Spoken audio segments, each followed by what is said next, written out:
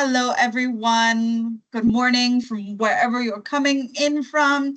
My name is Lexi. We're going to get started here in a few minutes. So feel free to just relax and I will let you know when we start.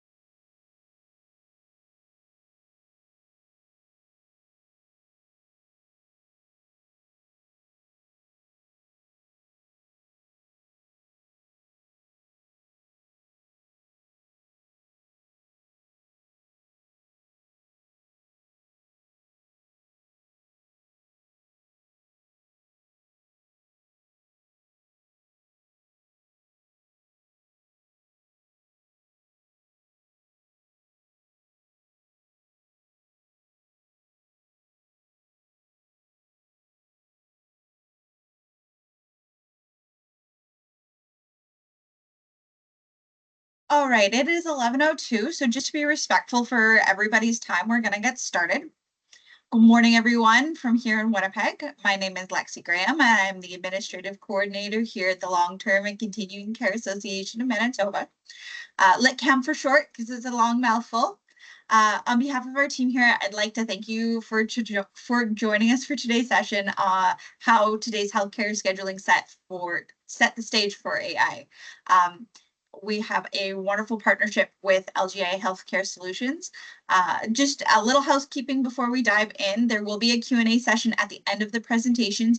If you have any questions during the session, please feel free to type them in the chat and I will address them at the end during the Q&A. During the Q&A, if you would like to ask your question verbally, please just raise your hand and we will unmute you. I'm very excited to be joined by our two fantastic speakers, Marie Baudry, Director of Product Management at LGI Healthcare Solutions. She brings over a decade of experience in healthcare IT and a strong passion for the power of AI to transform the way we work. And Matthew Leduc, Project Manager at LGI, has over 15 years of hands-on experience in the healthcare environment across Canada with a deep expertise in staffing, scheduling, and replacement management. Together, they'll walk us through real differences between automation and AI and practical ways these tools can help solve scheduling challenges in both acute and long-term care. With that, I will turn it over to our speakers, Marie and Matthew. Welcome. Thank you Thank so you very much, much. Lexi. Oh, all together, Matthew. Yeah, that's great. Excellent. Well, yeah, thank you very much. Welcome, everybody. I'm Manuel. I'm Mathieu, so I will just share my screen. So give me a second Yeah, here. Excellent. And before we start, Matt, I just have a question for you. That's a very random question that has nothing to do with our presentation. So I don't okay. see myself right now in the screen, and I want to make sure I have my LGI background. You do. Excellent. Great. So I think we're good to go. Very good. So, Awesome. all right, let's start. First, I want to say I'm very happy doing a webinar with Marie-Noël. Me First of too. all, because it's way less stressful having a conversation with somebody than just speaking for an hour alone. And also because Marinette and I, we have been working together for a long time, Yeah. and this is the kind of conversation we have. Yeah. And so when we were asked to do a webinar, we decided to do the kind of thing you and I discussed together, but doing half conversation, half presentation, so that people will also follow our thought process. And obviously, we will be able to keep eye on time because, well, Yes. I speak a lot and you do speak a lot too. Absolutely. So we have prepared a deck of slides, correct? Absolutely. Thanks so much, Matt. And before we start, so I'm just going to go to the agenda. So, hi, everyone. Thanks so much for your time. And just a quick note on us, we're definitely product management people. We've been working in healthcare for as long as I work now. Same for you, Mathieu. We're not webinar speaker, so please excuse us if the presentation is not perfect. However, we'll discuss today about specific example and cases I'm sure you are experiencing in your daily life. So I hope it will be useful for you. Thank you so much. All right, so goal of the presentation, Lexi, thank you so much. You mentioned it. We want to share a perspective on how today's scheduling tool, because I know most of you are using a system right now, um, how these tool and the automation that we have today are really setting the stage for AI. So I think it's really important. A quick point that we will be discussing together. First of all, problem. Matt, you'll talk maybe 2 3 minutes about all the healthcare challenges that we have in Canada. It's going to be really Canada specific today. We'll lay the foundation for automation and see today's presentation as a journey. So we'll talk about automation first. We will also talk about our LGI workforce solution. What was our journey? What we did first? Why? Then we'll define what is AI. I'm gonna get a bit more technical there, so I prepared some content for you guys. And also, something that's really important on a product perspective, we'll explain to you where is it that it brings value. Because we keep hearing this, but what does it mean? Where does it bring value? What is it for me and for my organization? All right, so I'll jump to it. So, Matt, you heard me saying a lot of time that I'm an AI bloomer. I'm just gonna explain for our audience. I'm sure some of you heard about AI zoomer, AI bloomer. A bloomer is someone that is very enthusiastic about this, and I am. Most experts agree that AI is a technology that is as disruptive as electricity, which means that it has the potential to transform the entire world as we know it today. You'll discuss about challenges in the next slides. So I see all the possibilities for a world in healthcare, and I'm beyond excited for that. That's very good. Thank you, Manuel. So let's start with the context which I think make this webinar different than any other. I do a lot of show and I do attend many conference. And this year, like if it's not 95%, all the conference are about AI. Yeah, So what is why this conference, well, this webinar is different than the other? Well, basically, we're going to mainly focus on the workforce and how AI can help in this area, and also it will be about healthcare organization, healthcare that seems to be in their own world, right? Not like any organization we can find things that we found in the healthcare organization. So nobody else has employee jumping around position like every schedule or every month. Nobody else has, well, it's very unionized. So yes, this is something we can find in many different organizations, but collective agreement dictates everything. Like they dictate the scheduling rules. Staff work 24/7, and there's a high absenteeism rate high. Well, short staffing is an everyday thing, right? So those are very this is the reality of healthcare challenges, right? And the funny thing about collective agreement, they're meant to make sure everything is fair and done by the book, which is it's a good thing. It's just that that book they're following is hundreds of pages long. Yeah. It's full of exception. There's layers of interpretation, right? And so it's nearly impossible to apply all of that in a real life situation. I mean, there's not enough hour in a day to follow all the prioritization for shift replacement, who you can call based on seniority, skills, availability, right? It's a maze. I just want to mention, I say it's a maze and not it's amazing, just to Wow. make sure. Yes. So Yes. most of the shift that we're giving, like as an ex scheduler, most of the shift I was filling, they were last minute, which means I was calling people that were having dinner with a family. They were in the day off, and I'm like, "Hi, this is Matthew. I really need somebody. Could you come and come to work?" And what happened is this create kind of an expectation when you're having personal time. Your phone is ringing, like it's very stressful. Now you have stress employee, and basically the usually response was, "I'm not picking up my phone anymore, just in case it's work," right? So they're filtering out phone calls. So now I have stressed out employee, I have stressed out scheduler manager that cannot contact and reach employee. So it's kind of a loss-loss situation, and that is a paradox where I want to make things better, I want to help, but somehow making things worse.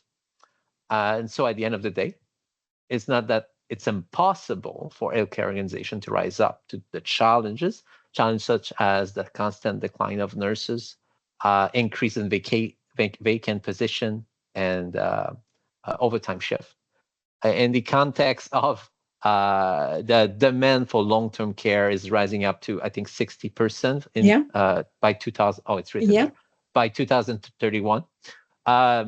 So my point is we need better tools that can help us make the impossible possible. And so this is where automation and AI are there to save the day, right? And I'm telling you this because when we started working on that scheduling solution of ours, it seems like it would be a good idea to start with automation, help people where they have a need.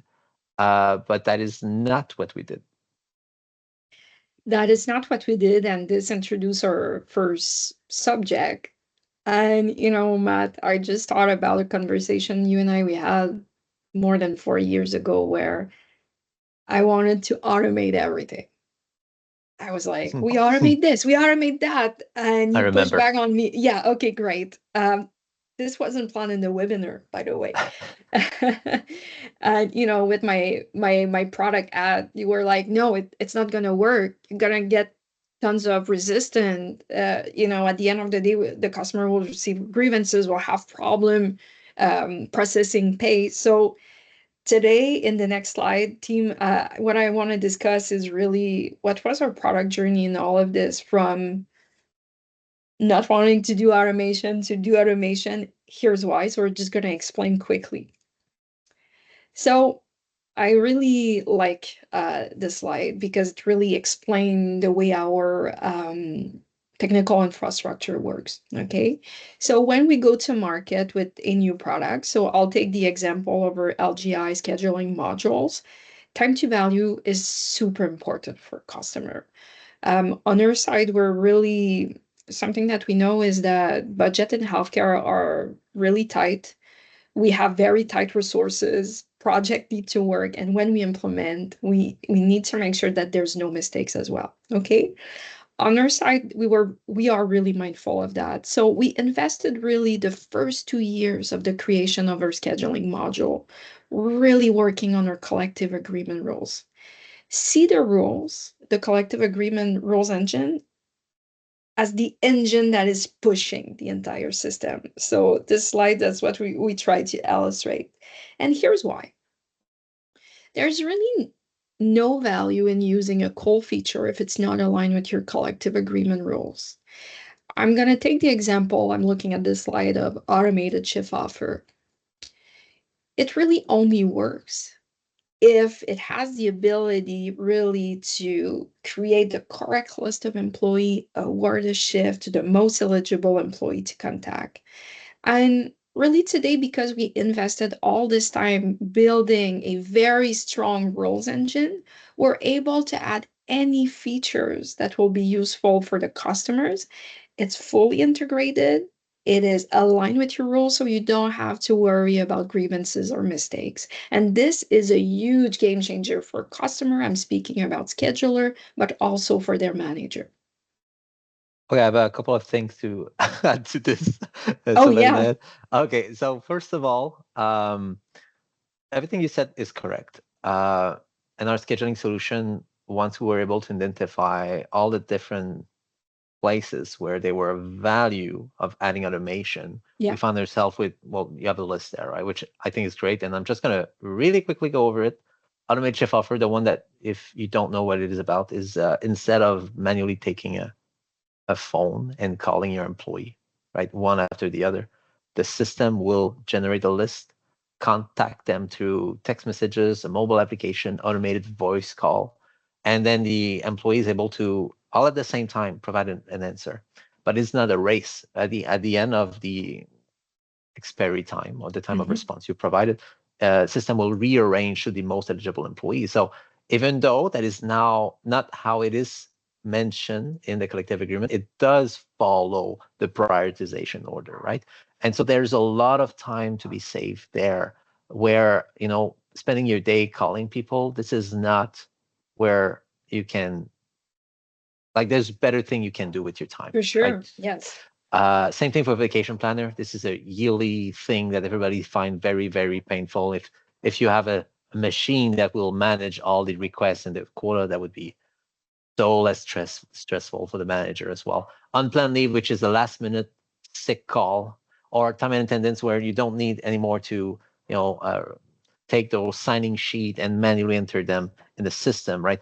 All of those are automation that bring a lot of value to healthcare people. And those examples are contributing to help Yeah. employees, scheduler, manager to accomplish a very complicated task in a short period of time, right? And I kind of said make the impossible possible. So now I'm able to follow everything because I have the correct tool. But another thing I want to say, and I'm sorry, I feel like I'm talking a lot here, but you mentioned, a lot about our engine rule, but that start with process analysis, right? Yeah. Yeah. We are there talking with the client, and we had conversation to talk about the workflow to be able to create our rule engine. Yeah. And we had to start with all of those clients across all Canada, and they had to involve the right people into the conversation. And we had to involve the right people in the conversation as well, right? Our implementation team are ex-payroll people, are ex-schedulers. So whenever they were trying to explain a workflow, we know exactly what they were talking about. And that is super important. Yes, it is. And, before we jump to the next slide, something I always say when we meet with customer or we do product demo is a very catchy quote or phrase, but it's true. Our system at LGI, they were made by healthcare for healthcare because, first of all, most of our folks internally are from the healthcare network across Canada. We work in Quebec for a long time, but we have folks from BC, Ontario as well.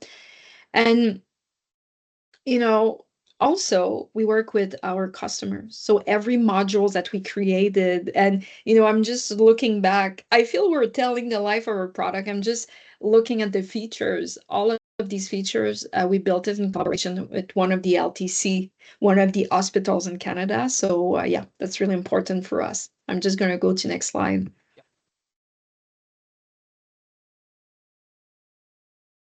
So I think you're supposed to basically talk about Oh, the yeah. I was listening to you, Matt. I was thinking about my stuff and I completely forgot I need to talk on those slides. That's great. yeah. So, yes, maybe just to summarize, so I think we can all agree on the fact that introducing a new technology, such you just discussed about automation, we'll talk about the AI after. This is absolutely useful and it does help to solve a problem that is there. But really, there's some success factors, I will say, that we need to take into consideration. First of all, you need to take the time to prepare for it.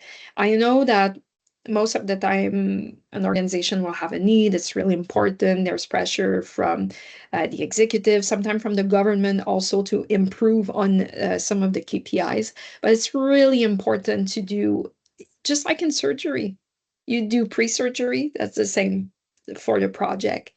You also need to work with the people on the ground to identify what are the process you want to work on, you want to improve, and what is it that you really need in terms of outcomes. Um, Something that we hear a lot in the market is, and I'm saying that because in the community, we know each other a lot. Some company will talk about plug and play. I will say that yes, for some software in healthcare, it's totally possible to do plug and play.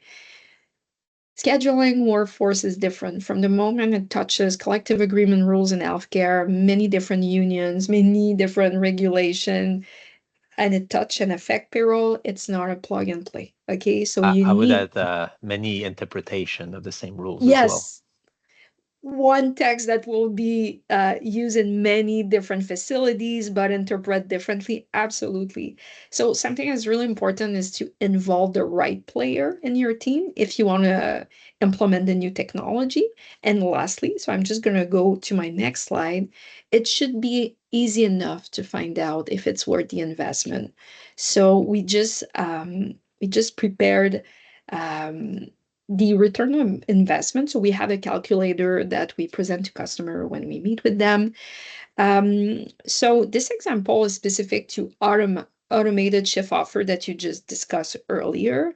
Yep. And what we said to you is that we invested a lot of time building the rules. That was really important for us. And once this foundation was solid, what we realized is that automated shift offer is definitely an area where our customer are saving significant time and money. So Matt, would you like maybe just to go over the numbers and a little example that we prepare for today? Yeah, I'll do it very quickly because, well, I did mention at the beginning that we talk a lot, Oh and I yeah, think that's what happened because we are kind of behind our time. I'm not So looking, so yes. yeah, I'm going to go real fast. So this is a quick No example. problem. Whenever you're doing an implementation project of a new technology, you need to have KPI. You need to be able to measure how your project went and if it's a success or not. And using those KPI, we are able also to calculate a return on investment. And so this is a quick example. I'm using the number for an organization that's between 300 employees, 400 employees. And so let's imagine that this organization, they are currently filling 50 shifts per day. Okay, it's not that much. So every day they have 50 shifts that they're doing phone call and they're trying to fill those open shifts. And for every of those shifts, they add in average to contact 7 employees before they are able to fill it, right? And based on depending where the shift is going to be, like in the next 24 hours or further, the average time between phone call is around 15 minutes. And obviously, I'm taking into consideration that a scheduler does not just do one shift at a time, right? They call, they leave a message, they go to another shift, yeah, between 5 and 10 shift, open shift in parallel, and using an automated shift offer feature instead of doing all of this manually, you will at least save 500 hours per month. And I'm saying at least because with automated shift offer, you are not restricted at 50 anymore, right? Because the sky's the limit. You click on the button to contact hundreds of people. So in an hour, a day of 8 hours, you could. There's no limit of how many open Mhm. shift you would be able to fill, and those little, only 500 hours per month, that represent over $100,000 for an organization per year. An organization that is between 300 and 400 employees, that is huge saving, right? So whenever you guys are looking to add automation, AI, think about this. Think about creating KPIs. Think about Yeah. having a way to calculate your return on investment. All right, so I did say we're going to move on, so let's move on. Yes, no Based problem. on the premise we have talked, let's go to our main topic, the place of AI in workforce solution, and how it can help. And before we go there, I think it's important we define what is AI, Yeah. because often I'm doing research, I'm looking at product, and they're like, "Yes, we have AI," and I'm like, "Really?" I'm not sure. To me, I had a different conception of AI. So that we can all agree on the term, Marina, can you define what is considered AI? Absolutely. Thanks so much, Matt. And I want to apologize to you and our audience today because we're entering a very not technical, but there's a lot of material. So at some point, I'm going to just read a bit just to make sure that I communicate the right information. So for this slide, I will read. So before we start, let's define what is AI. And then we'll go over what are the two different types of AI, and we're just going to discuss about some specific example. So according to McKinsey and Company, some of you may know McKinsey, they are a global consulting firm. AI is a machine's ability to perform some cognitive functions we usually associate with human minds. If I go to next slide, AI can be in two categories. So you have traditional AI, we will start with this, and then we will talk about generative AI or next gen AI or machine learning AI. These are all the same. So let's start, please, with traditional AI. This is great. So this type of AI is great at performing specific tasks, such as analyzing data, identifying patterns, making predictions, and automating decision. It's designed to follow a set of predefined rules or input, and software will use the word input, transform, become, output. And they're doing that to allowing it to efficiently carry out tasks such as, and I will just give an example that we discussed together, prioritizing the list of employees and automatically awarding the shift to the most eligible employee. So what I'm saying is that automated shift offer or shift callout, which we just discussed, is just a great example of traditional AI features. Oh, I keep mentioning automation, but basically certain automation could be considered traditional AI. That's what you're saying, basically. Yes, that is correct. And we can discuss maybe about another example that will give more context about it. Right. So I had a feature in mind whenever we're talking about AI, and if our scheduling tool does AI, Yeah, and it was that unplanned leave autofill, because yeah, this is a situation where, let's say I'm a nurse, I feel sick today, or I'm in night time, right? And I don't feel well, and I'm not going to be able to come to work tomorrow morning. And so what I usually do is pick up the phone, I leave a message in my manager or schedule a voicemail, and I say, well, my name is, and I won't be able to come to work tomorrow morning. And so when, as a scheduler or manager, I'm coming to work the next morning, I'm taking my voicemail, and I realize that I just started my day, but I'm already in trouble because there's a nurse that's not coming. Nobody proceed with the replacement. I have to contact my night nurse to try to keep them in the facility so that they are not leaving, and I'm able to replace. So, and then we thought, well, how about we make a level of automation that was smart enough to receive an employee leave of absence, well, a call sick day, right? Create an absence, detect the correct prioritization, and create a list of people to contact, send the shift offer, collect the answer, award the shift to the most eligible employee, send notification to everybody, and update the schedule without any human intervention. And in my mind, that was kind of a more AI than other yeah. automation, because I had the feeling that the machine was kind of taking care of things for me. Like it was making action decision, and basically was fixing my problem. Absolutely. So that's just another great example of what traditional AI is.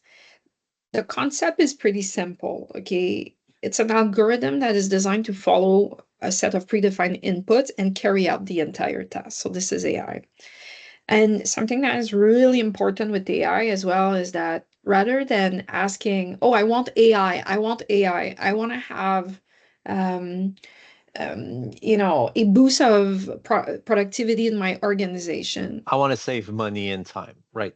That's So usually the, yeah. yeah, and that is why it's super important. You mentioned earlier, define your KPIs, what you're trying to accomplish, because chances are that advanced automation or traditional AI will be good enough for you. But now let's discuss about Gen AI. And I was talking about the journey earlier. I was saying automation, traditional AI, or what I will call advanced automation, and now generative AI. Gen AI for audience, that's a total different conversation. Okay. It's really a next generation technology. So Gen AI can create content such as text, video, audio, software codes in response to what we will call a user prompt or request. So they will receive their input in the format of a prompt. Okay. And this is what we call generative AI. I'm sure A most prompt of, is basically a text that you type. Like, I need this, I want that, right? So that's the prompt. yeah, I will talk about specific example that I'm sure most of our audience are aware or at least familiar with the concept. So you heard about companies such as OpenAI with ChatGPT. There's tons of model out there. There's also one of the model I really like. It's Claude from a company is called Anthropics. So these are model where the user will enter a prompt, so a text in the chatbot, right?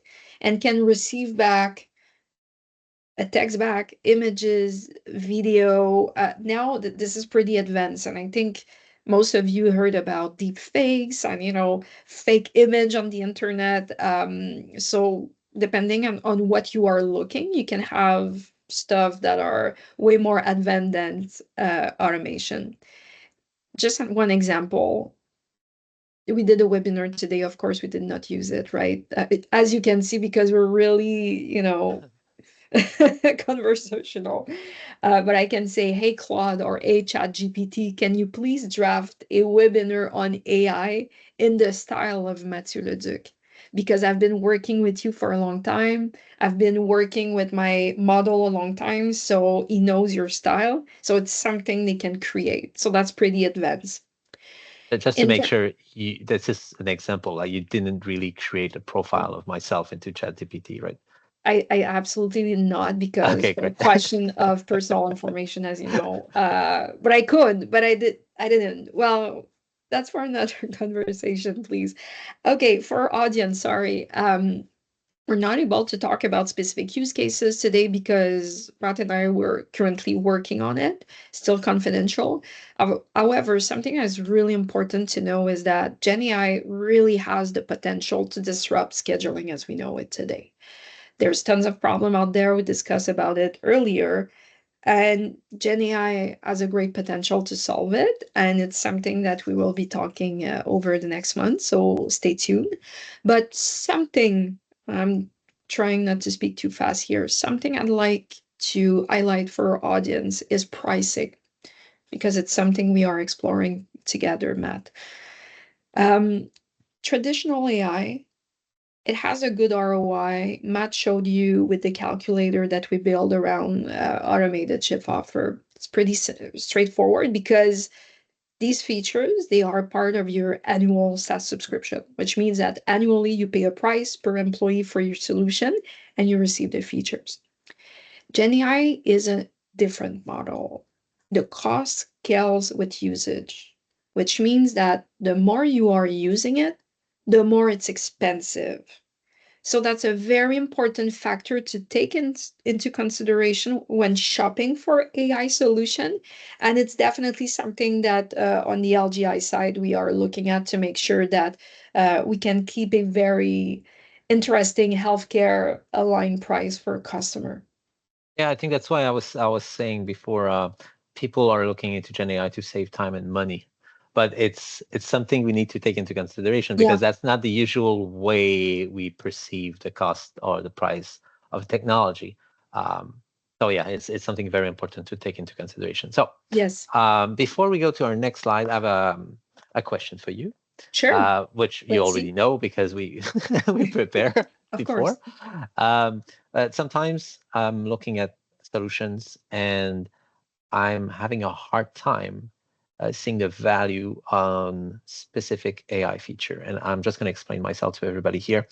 5 years ago, we were already having discussion about using predictive AI Yeah. in our scheduling solution Yeah. so that I can predict, let's say for a weekend or a day in a week, based on the weather, based on the flu Hmm. season, based on sport event, uh, the highest probability of me having many absences, like the fact that I'll be short staffed.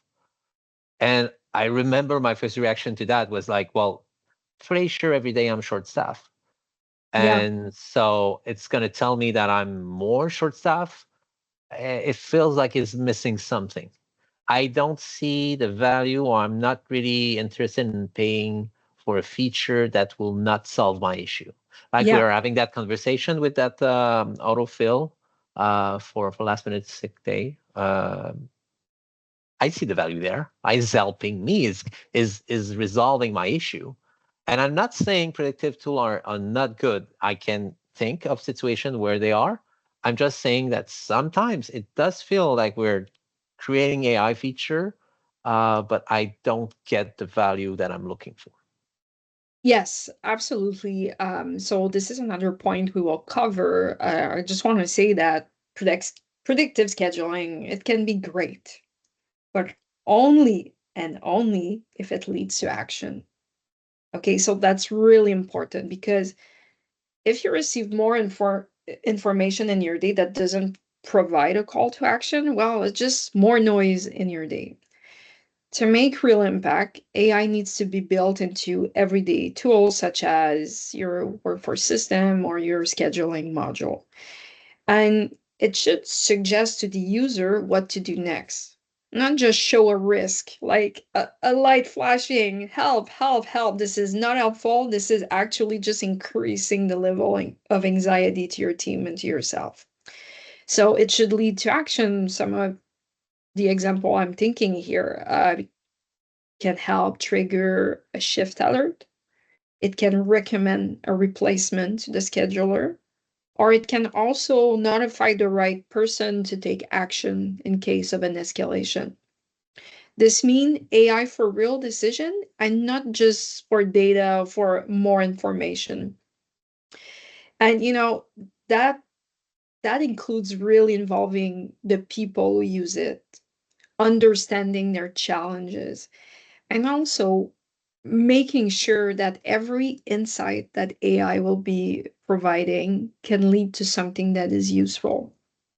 Because really, if AI doesn't fit into your workflow that you are trying to improve, it just had more complexity. So I just talk about a lot of stuff here, but my key takeaway will be the following. AI should help people work better, faster, and smarter. And if it doesn't really, it's just not doing its job. I I'm thinking of something.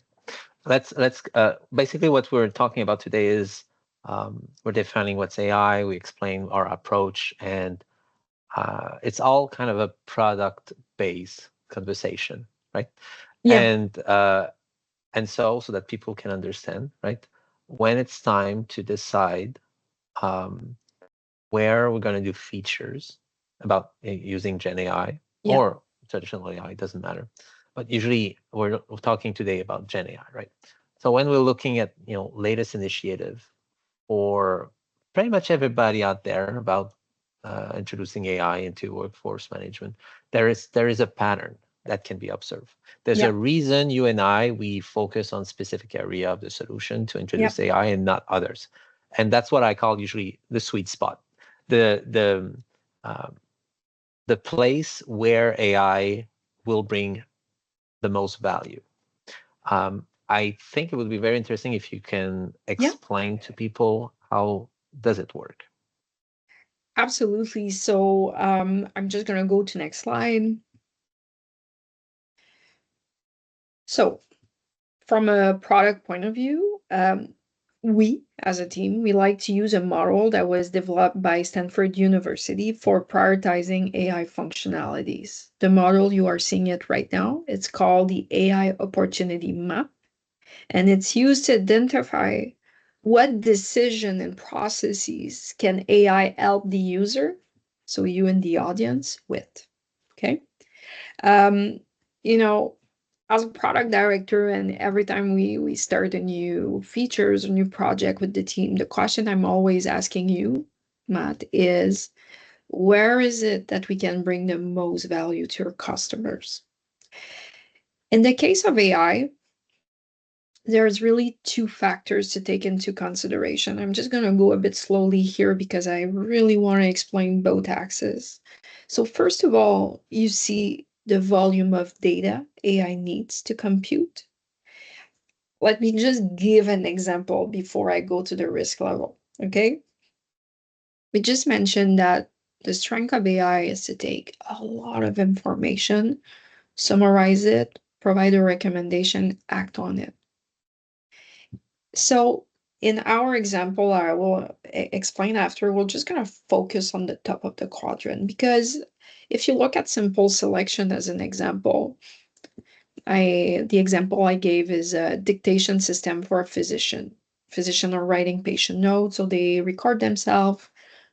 There's not a lot of data. And really, I mean, do you really need AI for that? Or just a simple recording will do the job? I think you get my point, right? And the level of risk for the user. So the human factor is there and is really important. So I'm just going to deep dive really. I just opened the door, but I'm just going to deep dive on some of the example. So I just said that there's no way really to use AI if you don't have a massive volume of data to compute. Let's talk about workforce.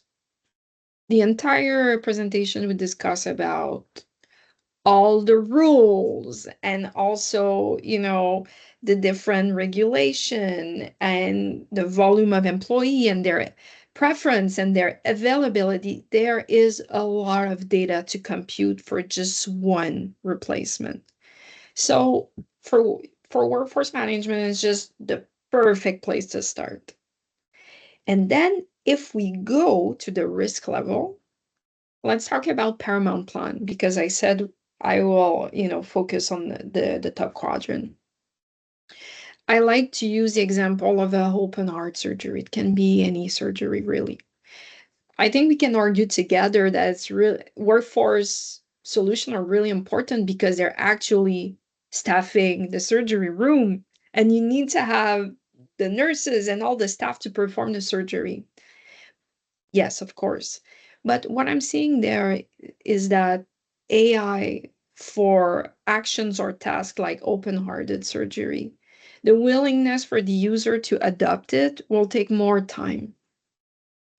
As a person, personally, if I need to have surgery tomorrow morning, I'm sure AI can help, but I will prefer having the surgeon or a doctor or a team in the room to assist the AI. You know what I mean?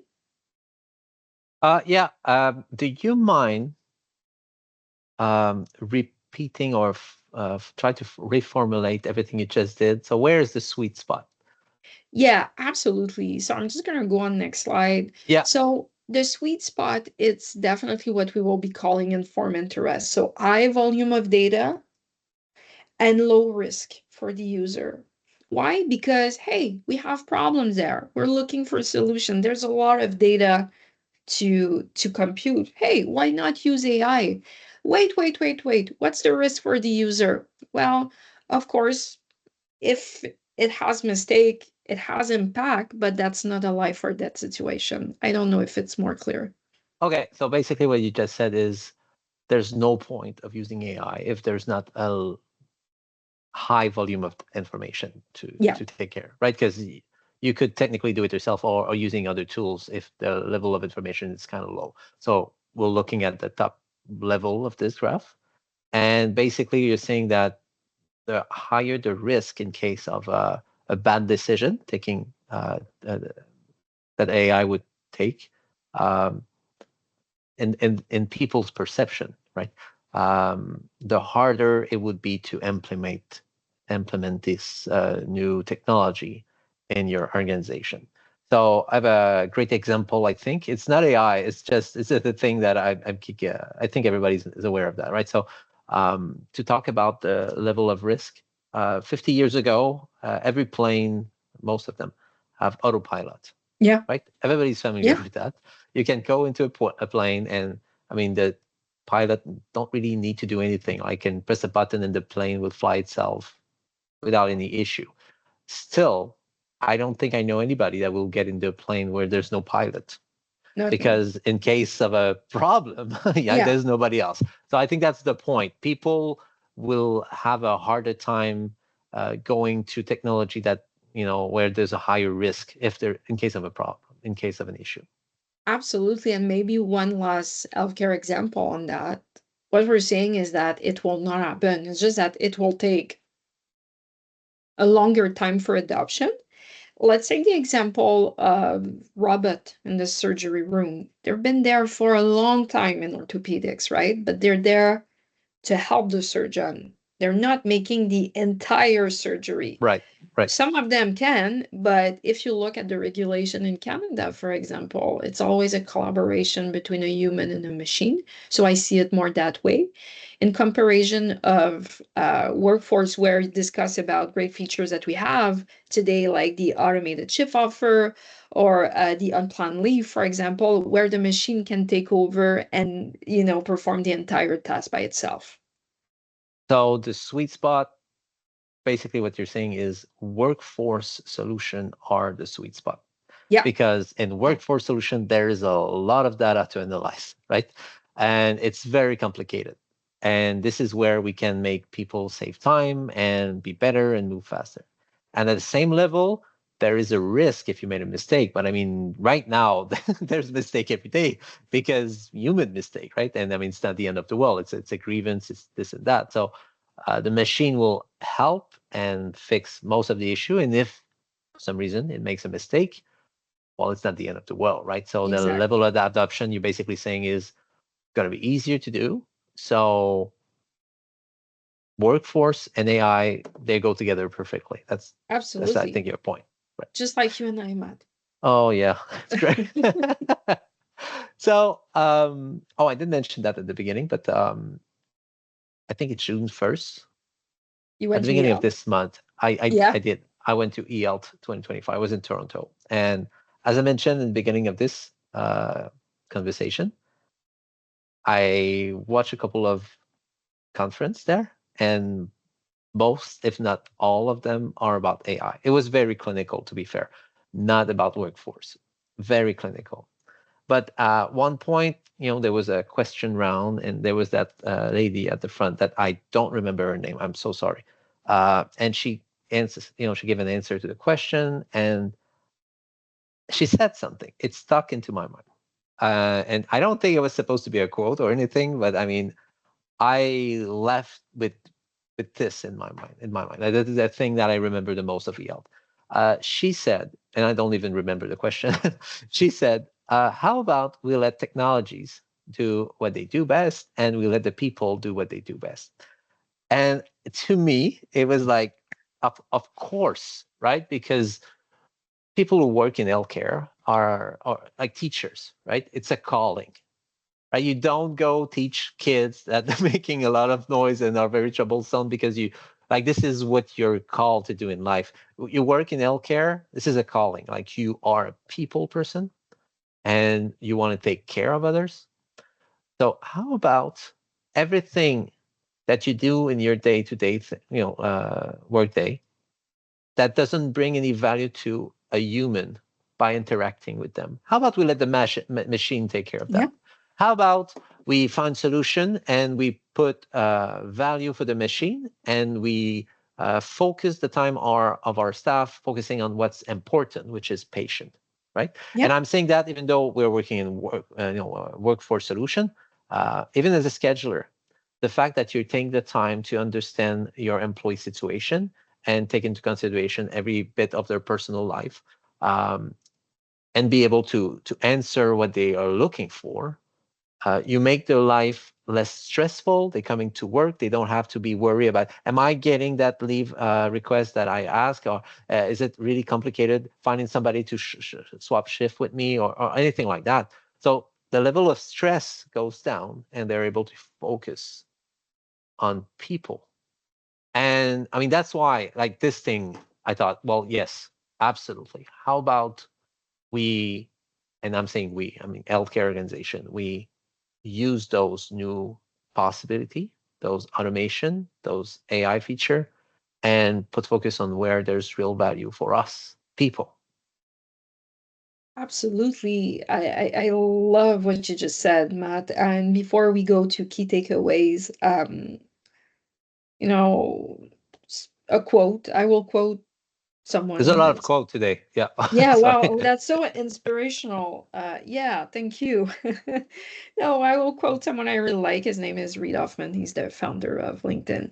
And he said something that really stuck with me. That is, at least for now, AI is not there to replace the entire humanity. It's there to amplify what we do. And that's exactly how we are tackling AI, at least in our product, is to amplify the work of the current scheduling team, the current HR team for workforce, and it's there to help solve the problems. That's all.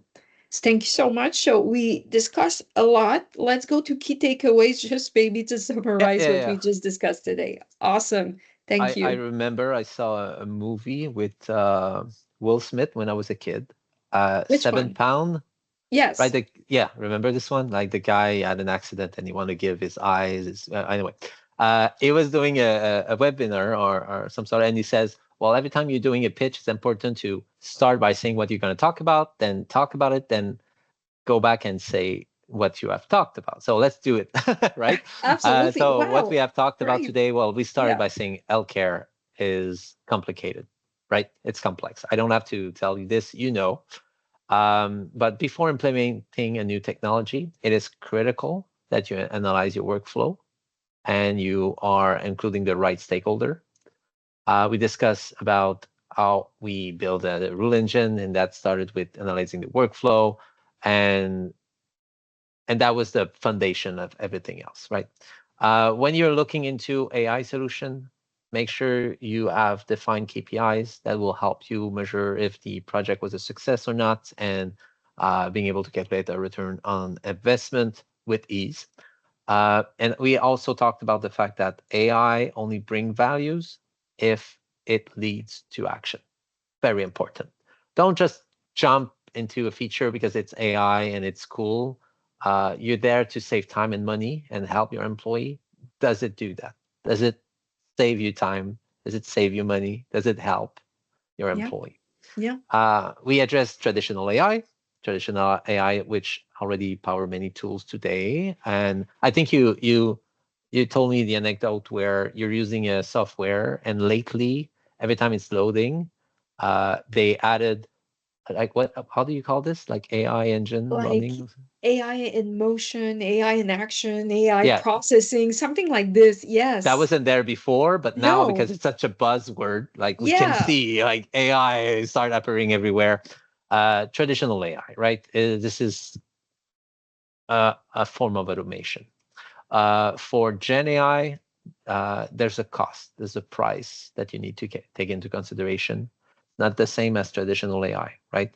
So when you're looking into this, make sure your initiative is sustainable over time. If you have a database that will double inside every 6 months, you might want to make sure your budgets will follow this, right? Absolutely. And see if it's useful or not for you also, because we're in the business of, scheduling people and processing payrolls. That's another conversation. Yes.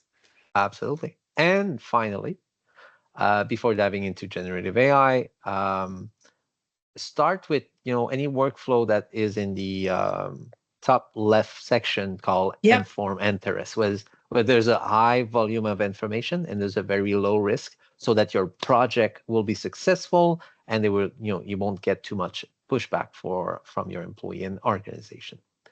I think that is all we discussed today. I hope it is clear. At that point in time, we're ready to take any questions, if there are any.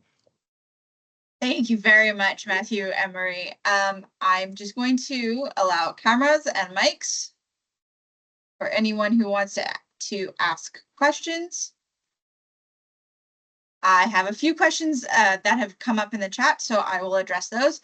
Diane asks, what happens if the first person doesn't answer the shift offer? Is it held up? Does it have a time limit before it responds, moving on to the next person?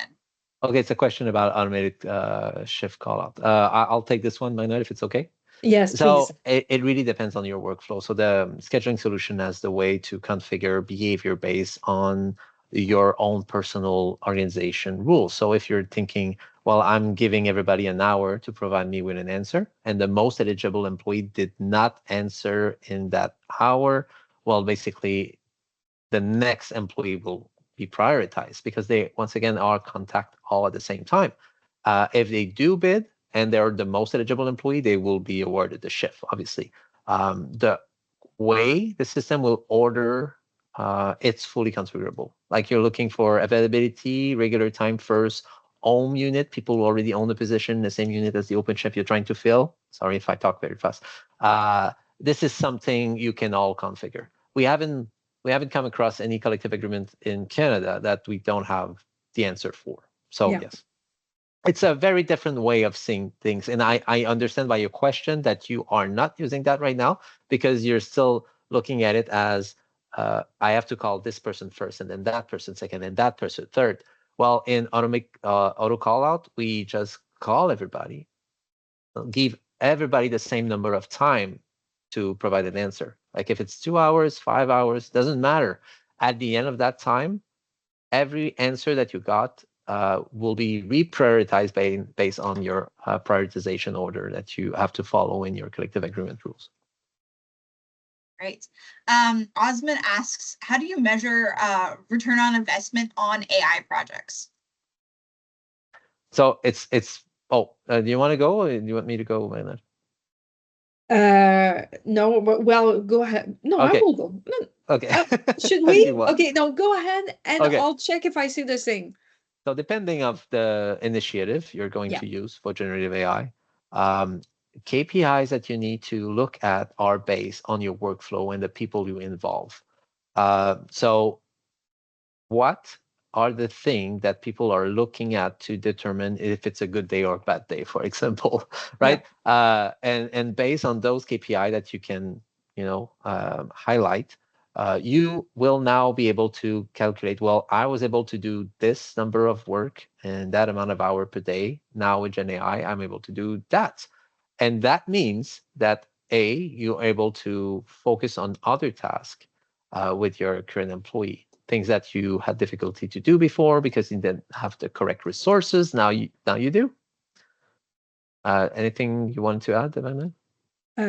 That's great. I just want to maybe double click on what you just said. So yeah, Matt is right. So basically, first of all, you take the amount of budget, the additional budget that you need to pay for this new tool. And then what is really important is to really mapped out, what is your current performance in terms of open shift you're not able to fill, number of, I don't know, task your scheduler or any HR person, if we're talking about workforce, will do in a day. And then you do a benchmark with this and you look at the gap. What is it that you were able to do more? So you really need to tackle down what are the tasks that you are trying to improve to see if it's a win or if you need to improve. I don't know if it's more clear. I think we're focusing a lot on scheduling tools right now, but I mean, it could be anything related to workforce. It could be leave of absence management, right? That's a lot of time. People are analyzing, doing follow-up, and when this employee has to come back, go see the doctor. And if we had some generative AI that will help them, and I'm thinking it's not even that. At that point, it's just traditional AI. Well, that's the point, right? You have to be able to understand what you're trying to accomplish, what's your workflow, and based on the fact that database will increase over time, is that really Gen AI that you're looking for, or simple advanced automation or traditional AI will do the job? Thanks, Matt. Thank you, Matt and Marie. Matthew asked, by starting with whether it should actually be an AI project or something more rigid and reliable. I only caught a part of the video, but it doesn't sound like you're working towards scheduling automations for what I deal with. Matthew Lowe, can you be a little more specific in your question? Can you just clarify that just a little bit, please? Meanwhile, while Matthew is responding to that, I have a question. You mentioned risks associated with AI. Are there any known risks specific to delegating unplanned leave replacement to AI? As you described, has there been any, like, reported cases of errors or issues? If you're talking about our feature, unplanned leave autofill, there's no real risk there, because you're basically telling the system what are the rules that it need to follow. Yeah. The worst case scenario that could happen with that is that at the end of the process, it couldn't find anybody. And so you're back to the situation you were without it, with basically, I contact everybody while you were away, but nobody accepted. So coming to work, and now you have to take care of it yourself.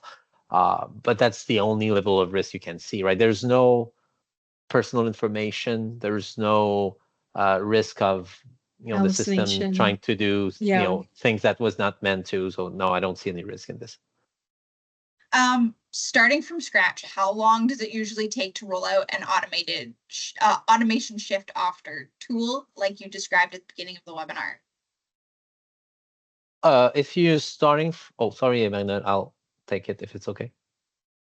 No, please go. Yeah, I was okay. just listening to you. Yes, go ahead. So I'm going to start with the position that you don't have right now a system that does that. And so if you are interested of moving into automation processes, we just need to talk with you, understand what collective agreement are you using. Usually we already have all of those in our system, making sure we have the correct interpretation, and then train your people, because the process is going to be different, right? It's not going to be now I'm calling you one after the other. Involve the unions as well. I haven't never seen a problem before with unions. Like, once they understand the concept and they are understand that every prioritization is kept. I mean, if you're ready today and you have a lot of resources that are involved in this process, before the end of the year, it's going to be done. Like, we're looking between 4 months and, well, a little bit more, depending how busy you are and how you can provide resources from your team, right?